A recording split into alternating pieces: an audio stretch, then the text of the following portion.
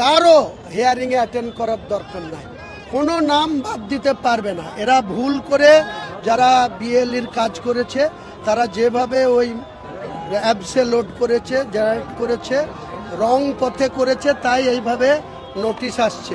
আপনাদের নাম যদি 14 তারিখে না থাকে, আমি আপনাকে বলছি, আমি হুমায়ুন কবির একটা অফিসারকে আস্ত রাখবো না, ঘরে পুরে তালা দিয়ে রেখে এই নোটিশে অ্যাটেন্ড করার দরকার নাই। কারো নাম বাদ যাবে না। নাম বাদ গেলে আমরা এখন জানুয়ারির 15, 14ই ফেব্রুয়ারি ফাইনাল পাবলিশড হবে লিস্ট। তার আগে অনেক সময় আছে। আমরা বিভিন্ন আধিকারিকদের কাছে জেনেছি, আরও জানবো, আরও বলবো। কাউকে কোনো ডকুমেন্টস নিয়ে চিন্তা করার দরকার নাই।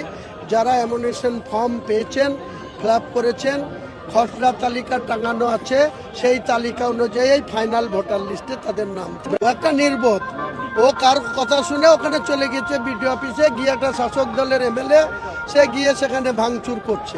আমি তো সবাইকে বলছি, কেউ যেন না, ওই অ্যাটেন্ডেন্সেরই দরকার নাই, হিয়ারিংয়ে যাওয়ারই দরকার নাই, কারো নাম বাদ যাবে না। এটা ওই কেন্দ্র সরকারের ইলেকশন কমিশন আর রাজ্যের সিও, চিফ সেক্রেটারি আর ডিএমদের চালাকি, যে ভয় দেখাও, দিয়ে নোটিশ পাঠাও, দিয়ে ভোটার লিস্টে নাম তো থাকবেই।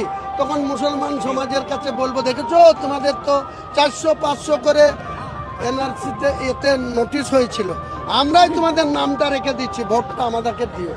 এসব চালাকি মানুষ বুঝে গেছে। আমরা কোনো রকমই কাউকে বলবো কোনো অ্যাটেন্ডেন্স দেওয়ার দরকার নাই, হিয়ারিংয়ে যাওয়ার দরকার নাই।